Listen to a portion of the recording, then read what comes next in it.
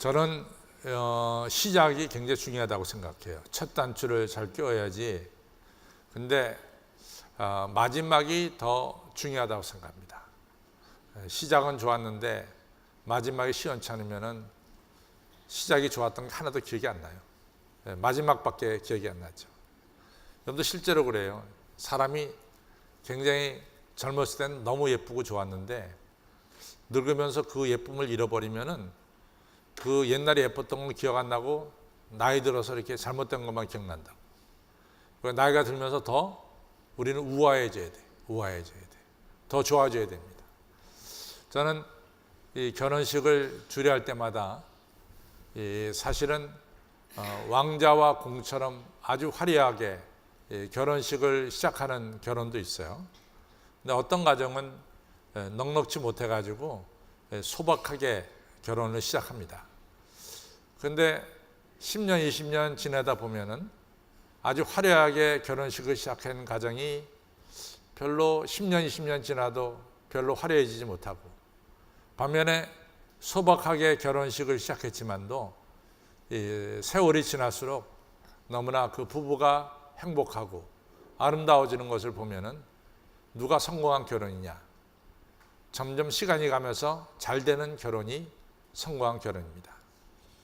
오늘 2017년 12월 31일 오늘 맞이했는데 오늘 마지막이 좋아야 돼요. 마지막이 좋아야 됩니다. 우리 서로 인사, 마지막이 좋아야 됩니다.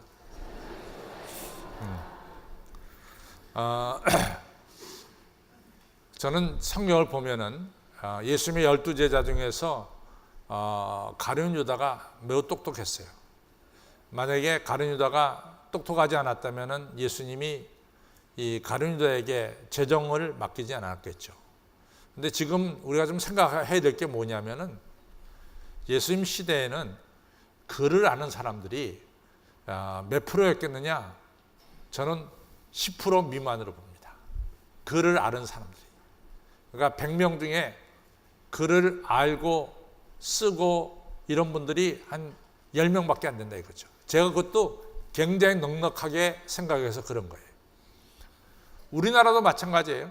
우리나라도 지금부터 100년 전으로 거슬려 가면은 우리나라 사람들 중에 글을 읽고 글을 아는 사람이 몇 프로였겠느냐? 저는 20% 미만을 봅니다. 왜냐?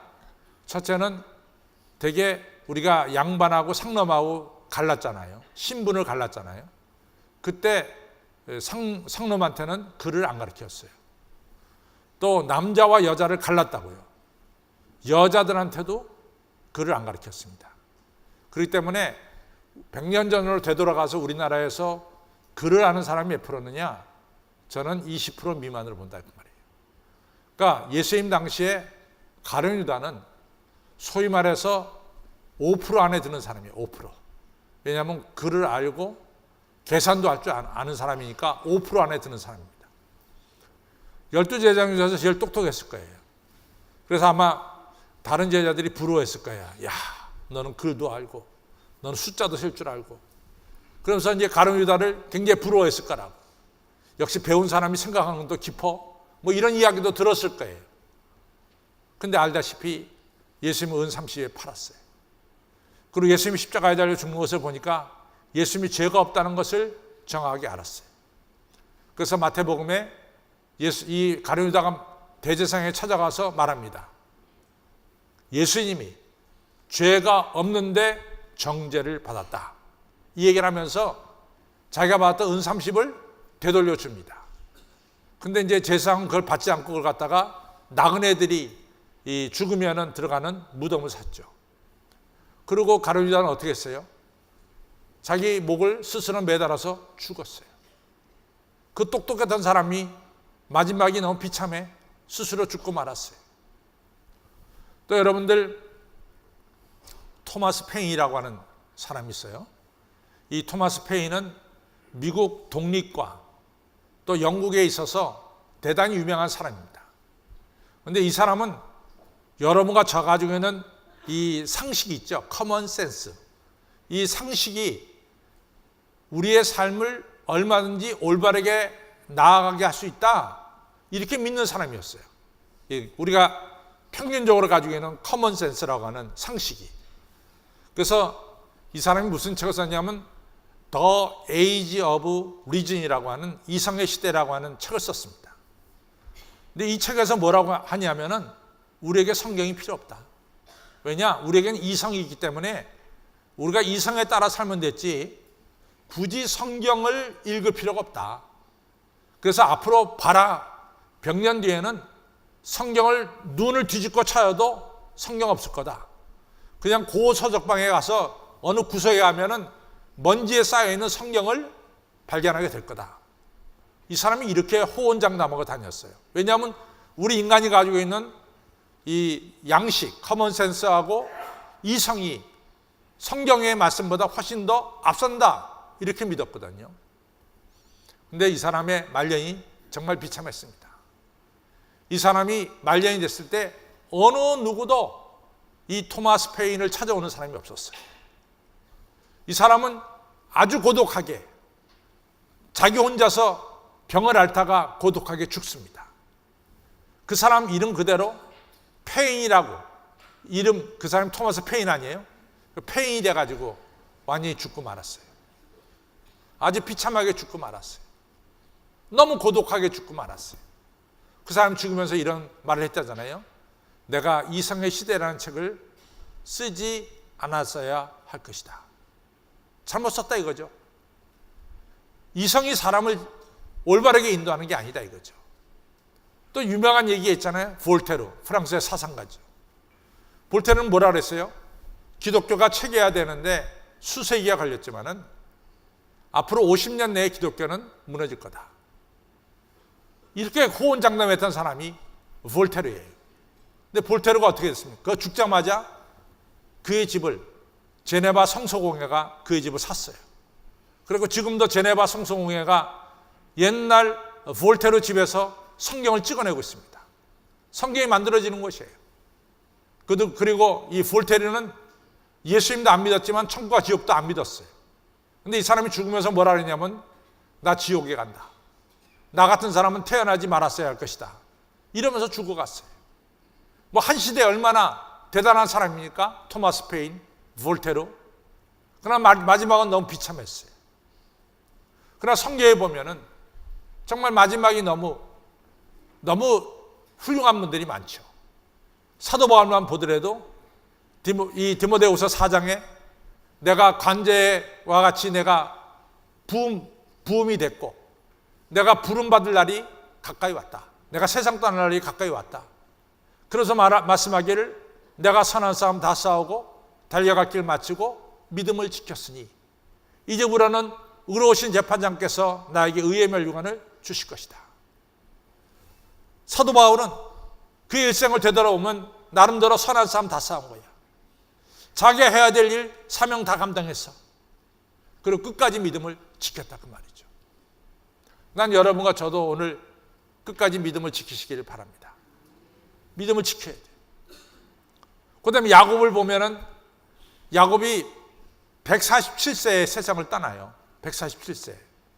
근데 야곱이 자기 인생을 뭐라고 말하냐면 내가 험악한 세월을 살았습니다.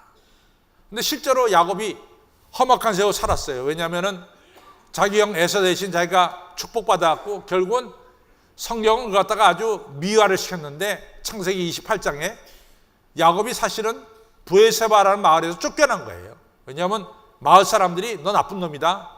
너 어떻게 형이 받아야 될 축복 네가 받냐? 너 아버지가 안 보인다고 해서 네가 그래 아버지 몰래 아버지 속여가면서 축복받을 수 있어? 이래가지고 이 브에세바 사람들이 이 야곱을 갖다가 마을에서 쫓아낸 거예요. 그래서 야곱이 혼자서 저 하란까지 가가지고 하란에서 막노동자로 20년을 사는 거죠. 그렇죠?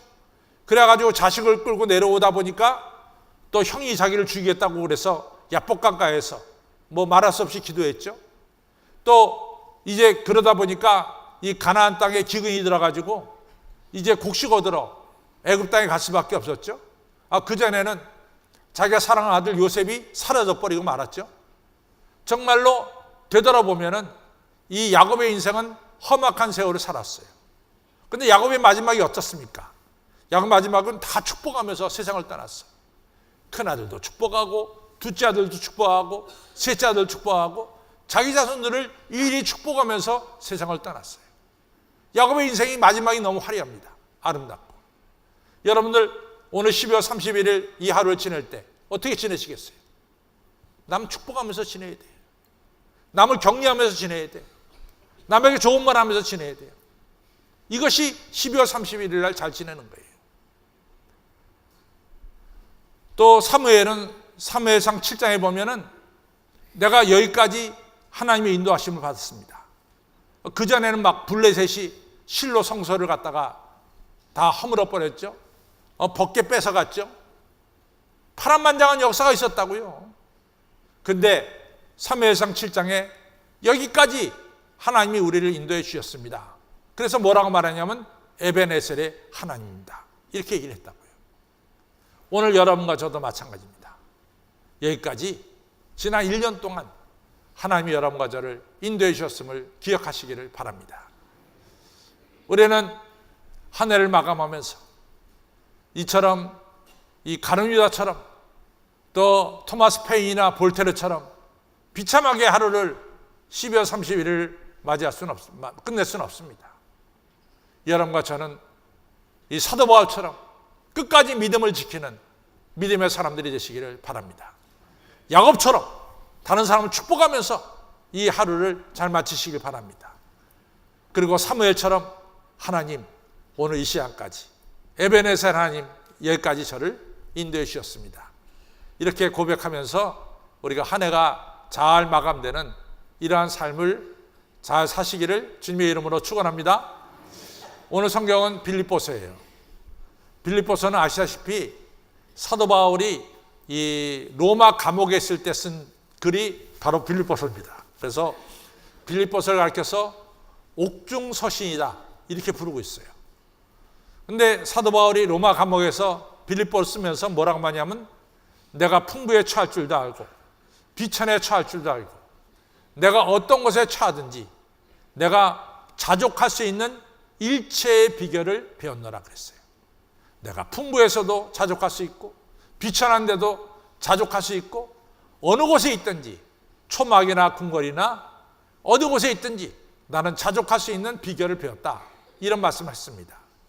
다시 말해서 하기 만족하다 이거죠. 그래서 오늘 여러분과 저도 한 해를 마감하면서 불평과 불만으로 마감하는 것이 아니라 믿음으로 다른 사람을 격려함으로 그리고 하나님 은혜에 감사함으로 한 해를 잘 마감하는 우리 모두가 되기를 다시 한번 주님의 이름으로 축원합니다. 사도 바울은 어떻게 자족할 수 있었는가? 어떻게 자족할 수 있었는가를 좀 생각해 봅시다. 먼저 사도행전 16장에 가서 보면은 어떤 일이 있냐면 사도 바울이 이 빌립보에 가서 복음을 전했어요.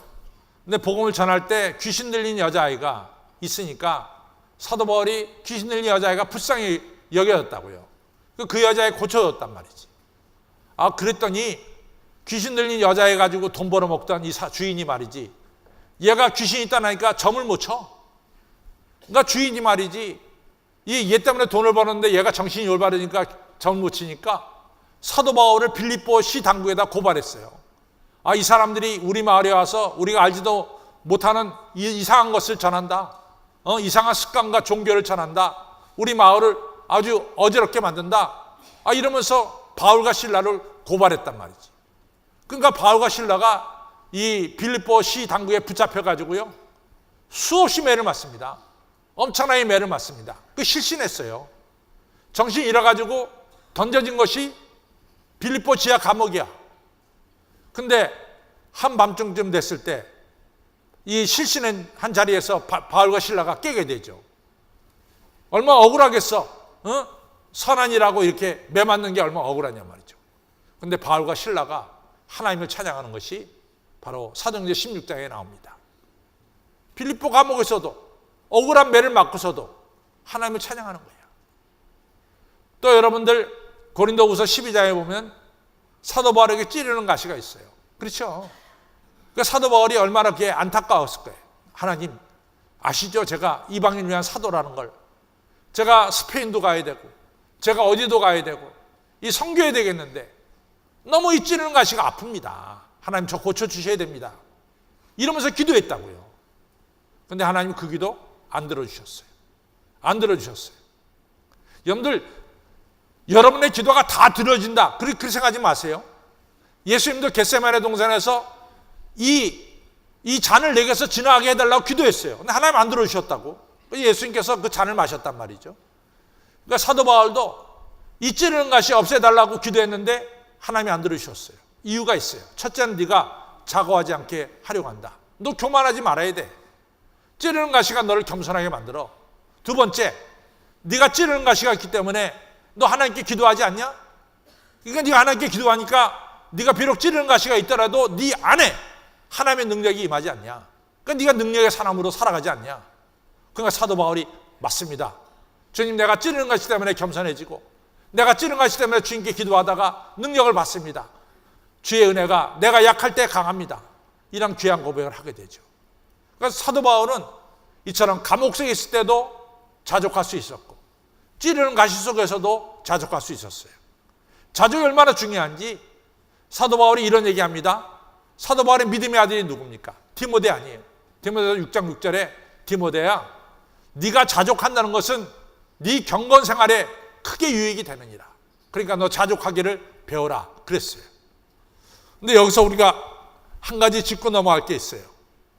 이 자족한다는 것은 오늘 우리의 형편, 우리의 운명을 그냥 받아들이는 것을 가리키느냐? 그게 아니에요. 예를 들어서 사도 바울이 찌르는 가시가 있기 때문에 이건 내 운명이다 이렇게 받아들여야 되느냐? 그게 아니라 그 말이죠. 또 어떤 사람은 가난해. 내가 이 가난한 게 운명인가 보다. 운명을 알고 살자. 그런 게 아니에요. 어떤 사람은 못 배웠어. 내가 못 배운 게 운명인가 보다. 그렇게 사는 게 아니라도 만약에 기독교가 그렇게 말한다면 현재 여러분들이 가지고 있는 것이 운명이라고 생각하고 살아가라 그런다면 기독교는 아편이에요. 기독교는 공산주의가 말하는 아편이에요. 여러분과 저는 오늘 상황에 대해서 이것이 운명이다 이렇게 생각하는 게 아니에요. 왜 우리가 자족하느냐? 우리가 질그릇이야. 쉽게 깨어질 수 있는 질그릇이야. 그런데 우리 질그릇 안에 누가 계세요? 예수 그리스도가 계신 거예요. 우리 안에 예수 그리스도가 계시기 때문에 우리가 사방으로 오겨쌈을 당하여도 쌓이지 않고 답답한 일을 당하여도 낙심치 않고 우리가 핍박을 받아도 버림받지 않고 여러분과 저가 넘어뜨림을 당하여도 우리가 망하지 않는 거예요. 왜? 우리 안에 예수 그리스도가 계시기 때문에 그래. 바로 이 얘기는 우리는 우리를 이 우겨쌈을 싸고 있는 우리 주변과 환경을 우리는 이겨낸다는 거야. 누구 때문에? 내 안에 들어있는 예수 그리스도 때문에. 우리를 답답한 일로 우리를 갖다가 낙심하게 만드는 이 답답한 일, 우리 주위의 환경을 우리는 이겨낸다는 거야. 여러분과 저를 핍박하는 우리 주위의 환경을 우리는 능히 이겨낸다는 거야. 왜? 우리 안에 예수 그리스도가 있기 때문에 그렇다고 말이죠. 그러니까 여러분과 저는 운명론자가 아니야. 여러분과 저는 우리 안에 예수 그리스도를 모셨기 때문에 우리 주변 환경을 능히 넘어설 수 있는 이런 능력의 사람이기 때문에 여러분과 저는 자족할 수가 있다 그 말이에요. 운명론자가 아닙니다. 그래서 우리 크리스천들은 보면은 우리가 1900년대 보면은 초에 보면은 그 당시에 주변 환경 뭐예요? 여자는 공부할 수 없다야. 근데 기독교가 들어와서 여자가 학교에 가서 공부하는 이런 역사가 일어났어요. 너는 할 수 없다야. 그러나 그리스도 안에서 우리는 능히 할 수 있는 사람들로 바뀌어졌어요. 여러분과 저가 자족할 수 있는 이유는 뭐냐? 주변 환경이 운명이라고 생각해서 우리가 자족하는 게 절대로 아닙니다.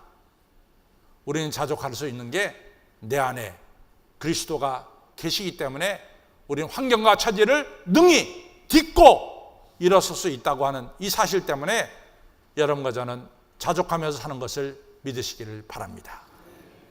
그래서 하박국 3장 말씀이 비록 무화과나무가 무성치 못하고 포도나무에 열매가 없고 또 감람나무에 소출이 없고 밭에 식물이 없고 우리의 양이 없고 외양간에 속 없을지라도 예수 그리스도로 인해서 하나님으로 인해서 우리가 기뻐하리로다.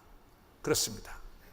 여러분과 저는 예수 그리스도가 우리 안에 계시기 때문에 우리는 환경과 처지를 뛰어넘어 자족할 수 있는 하나님의 사람임을 기억하시기를 바랍니다. 사도 바울이 내가 풍부에 처할 줄도 알고 비천에 처할 줄 알고 내가 어떤 상황에 있든지 내가 자족할 수 있는 일체의 비결을 배웠다 그랬어요. 제가 여러분들에게 하나 여쭤보겠습니다. 여러분들 풍부할 때 자족하십니까? 아니면 약간 비천할 때 자족하십니까? 안 대표님 뭐 생각 있어요? 여러분들 풍부할 때 자족하세요? 아니면 비천할 때 자족하세요? 에? 어느 때가 더 우리가 만족할 때가 많을까? 풍부할 때일까? 아니면 좀 모자랄 때일까? 신이사님 뭐라고요?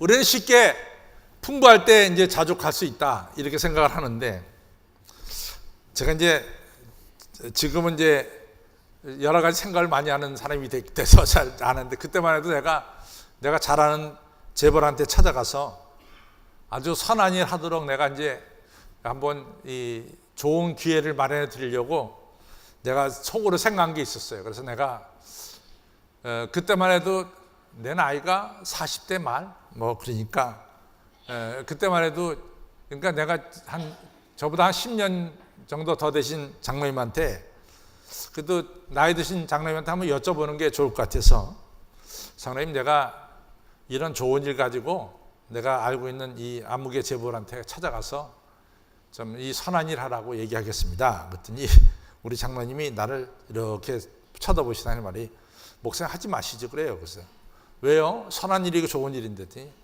재벌은 돈밖에 모릅니다. 그래. 그래서 저분이 왜 저럴까? 재벌이 얼마나 돈이 많어? 근데 돈밖에 몰라. 그러니까 재벌은 아무리 많이 가졌어도 역시 모자란 거야. 그렇죠? 그러니까 이 풍부에 처할 때도 자족할 수 있다.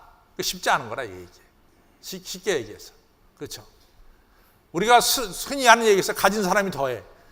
가지면 가질수록 뭐예요? 더 가지려고 하는 마음이 생겨요. 얼마 전에 이 뉴욕 타임즈에 나온 건데, 타임즈에 내가 잠깐 봤어요.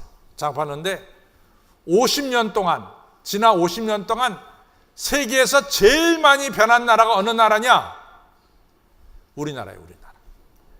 세계 50년 동안 이렇게 변한 나라가 없어요. 정말 우리나라 변했습니다. 제가 잠깐 생각해도, 제가 2005년도에 우리 한식교회 부임했을 때 우리 교회 앞에 여기 공중전화 박스가 2개 있었어. 그 줄 서서 전화했다고. 지금 없어졌어. 한 12, 13년 사이에 싹 바뀌어버렸어요. 얼마나 세상이 바뀌었는지 몰라요. 여러분과 저는 정말로 급행열차 타고 우리나라가 지금 변하는 그 한가운데 여러분과 제가 살고 있어요. 근데 바깥에서 볼 때는 우리나라가 어마어마하게 바뀐 거야. 근데 우리나라 사람들이 정말 만족도가 얼마일까? 우리가 아프리카보다 못하대도, 우리가 많은 것을 소유했어도 아프리카에 없는 사람보다 만족도가 약해요. 어저께인가 누가 나한테 목사님 또 예배당 어디 좀 바꿔달라 그랬어. 아이고 제발 그만하자. 야 예배당 잠깐 바꾸다 보면 다 망가져. 그러니까 제발 그만하자. 아니 이만하면 되지 않았어요? 이만하면 뭘 또 뜯어 고쳐? 자꾸만 뜯어 고치다 보면 다 망가져 처음부터. 예. 그러니까 여러분들 우리가 있는 데서 만족해야 될 줄로 믿습니다. 예. 제가 뜯어 고친다는 얘기는 여러 가지 이야기가 있어요. 예. 그러니까 많이 생각하고 들으시라 그 말이에요. 우리가 하나님 은혜에 감사하면서 살아가는 여러분과 저가 되기를 주님의 이름으로 축원합니다. 근데 이 사도 바울이 내가 일체의 비결을 배웠느라, 어디서 배웠느냐? 첫째는 사도 바울은 세상은 변한다는 거예요. 세상은 변합니다. 세상은 변해요. 틀림없이 변합니다. 세상은 변합니다. 제가 그랬잖아요. 이 8년 전에 우리 교회 부목사로 있다가 그만둔 위강진 목사가 있어요. 위강진 목사. 근데 이 목사가 나보러 와가지고 목사님 자기 어느 교회 가야 되려는데 목사님 저 추천서 하나 써달래. 그래서 와라 내가 추천서 써주마. 근데 난 그 친구를 8년 만에 처음 보는 거예요. 그 친구도 저한테 이제 8년 만에 온 거지. 8년 만에 와가지고 첫 마디가 뭔지 아세요? 목사님 많이 늙었네요. 그래. 그래서 야 참나. 나한테 추천서 받으러 온 친구가 나한테 첫 마디가 목사님 많이 늙었대. 그래야 세월이 흐르면 늙지 뭐 그러면 세월이 뭐 저거 아니야 했더니 속으로는 별로 안 좋지만 내가 그렇게 얘기를 해야지. 세월이 흐르면 늙는데 말이지. 목사님 뭐 흰머리도 많이 생기고 그랬대. 그래서 야 세월이 흐르면 다 늙는 거다. 그렇게 얘기했어요. 세월이 흐르면 변하는 거야. 안 변할 게 없어. 다 변해. 그렇죠. 그런데 하나님은 어제나 오늘이나 내일 동일하셔. 하나님은 안 변한다고. 안 변하는 하나님이 우리 안에 계시기 때문에 우리가 여러분과 저는 자족할 수가 있는 거죠. 그게 중요한 거예요. 또 한 가지, 하나님은 여러분과 저를 너무나 사랑하세요. 1년을 되돌아보면은 정말 모든 것이 합력해서 선을 이뤘어요. 잘 보세요. 내가 실수한 것도 많습니다. 내가 잘못 생각한 것도 많습니다. 그러나 결론적으로 볼 때 모든 것이 합력해서 여러분들에게 다 선이 됐다고. 하나님은 하나님의 자녀들, 하나님이 사랑하는 여러분과 저의 모든 한 일을 다 협력해서 선을 이루어 주시는 거예요. 오늘 이 일이 안 됐다고 가슴을 치면서 왜 일이 안 됐을까 그랬는데 일주일 지나 보니까 그게 안 된 게 너무 잘 된 거야. 안 된 게 너무 잘 된 거야. 안 됐기 때문에 오늘 내가 더 큰 것을 받을 수가 있게 된 거란 말이지. 하나님은 모든 것이 합력해서 여러분과 저에게 선을 이루어 주시는 하나님입니다. 분명한 것은 하나님은 여러분과 저에게 끊임없는 관심이 있다는 거야. 하나님은 여러분들에게 대해서 끊임없는 관심이 있어. 그래서 하나님 뭐라고 말씀합니까? 내가 너희들의 머리카락 수까지 세고 있다 그랬어요. 하나님 여러분과 저에 대해서 관심이 많아요. 그리고 중요한 것은 하나님의 관심의 목적은 뭐냐? 여러분과 저에게 유익을 주는 것이 관심의 목적입니다. 하나님은 여러분과 저에게 유익을 주시는 거예요. 그렇기 때문에 그 하나님이 우리 안에 계시기 때문에 우리는 풍부에 처하든지 비천에 처하든지 우리는 자족할 수 있는 하나님의 사람이 됐습니다. 자, 이제 결론은 뭐냐? 우리 안에 정말 이 질그릇 안에 예수님이 계시는가? 그걸 한번 살펴봅시다. 여러분들 안에 예수님 계세요? 그게 중요해요. 혹시나 예수님 잃어버리지 않았어요? 예수님 잃어버릴 수도 있어요. 전 누가복음 2장을 보면서 느끼는 게 예를 들어서 요셉에게 있어서 예수님이 어떤 예수님이야. 천사가 와서 일러준, 그래서 난 아들이 예수님 아닙니까? 마리아에게서 예수님은 어떤 아들이냐고. 처녀가 성령으로 잉태해서 난 아들이 예수님 아닙니까? 근데 그 예수님이 잃어버렸어. 유월절에 갔다 잃어버렸대도. 그래서 3일 동안 다시 찾아가지고 예수님을 찾은 거야. 요셉과 마리아가 예수님 잃어버릴 수 있냐고. 어떻게 생각해도 잃어버릴 수가 없어. 그게 어떤 아들인데. 근데 잃어버렸다. 그리고 찾았어요. 성전에 가 찾았어요. 여러분들 예수님 잃어버리지 않았어요? 잘 생각해 보시기 바랍니다. 우리 큰딸애가 사내아이가 둘 아니에요. 사내아이가 둘. 그러니까 우리는 여기 와 살고 걔는 거기서 사니까 한 번도 우리가 아기를 제대로 봐준 적이 없어가지고 좀 미안한 마음이 있었는데 이번에는 아빠 엄마 우리 남편하고 자기하고 조용히 식사할 수 있는 시간을 좀 가졌으면 좋겠대. 그렇다고 우리 보러 아기 좀 봐달래. 그래서 이제 아기를 보기로 했죠. 우리 사람이 어저께 나한테 신신당부 애들 잘 보고 있으라고 그러고 잠깐 나갔다 온다고 해서 집사람 잠깐 나갔다 왔어요. 그래서 내가 이제 아기 둘을 봐야 되는 거야. 아기들 보는데 큰 놈을 갖다가 너 지금 냅타임 잠자야 될 시간이니까 들어가 자라. 그래서 들어가 보니까 자고 있더라고. 근데 둘째는 내가 또 데리고 이제 잤어요. 자고 있었는데 누가 그냥 요비링을 막 누르는 거야. 쫙! 이 아파트에 요비링이라고 누가 말하지 말라 그랬는데 뭐 눌렀어요. 배를 눌렀어요. 배를 딱 열고 보니까 우리 8층에 계신 분이 우리 큰 손자를 데리고 온 거야. 아이고, 이놈이 나갔어, 이놈이 바깥에. 내가요, 머리가 하얗게 됐어. 잘못하면 잃어버릴 뻔했대도. 이놈이 나갔어요. 내가 그냥 보통 때는 그렇지 않은데 내가 너무 화가 나가지고 구두 주걱 있잖아, 딱 들고. 너 이놈 다시 한번 나가면 할아버지가 너 맴매한다. 다시 한번 나가면 맴매한다. 너 잃어버리면 내가 어떻게 되냐. 그랬더니 얘가 하는 말이 할아버지 싫어 그래. 싫어도 할 수 없지.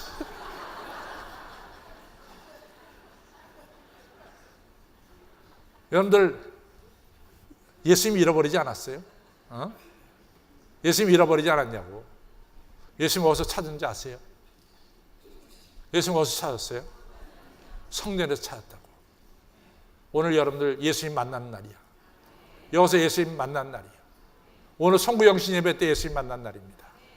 꼭 예수님 모시고 여러분과 저는 사도 바울처럼 믿음을 끝까지 지키시길 바랍니다. 야곱처럼 다른 사람 축복하며 살기를 바랍니다. 그렇죠? 또 사무엘처럼 지금까지 하나님의 은혜로 살았습니다. 감사하면서 만족하면서 2017년 12월 31일을 보내시기를 바랍니다. 일어나시겠어요? 486장 부르겠습니다.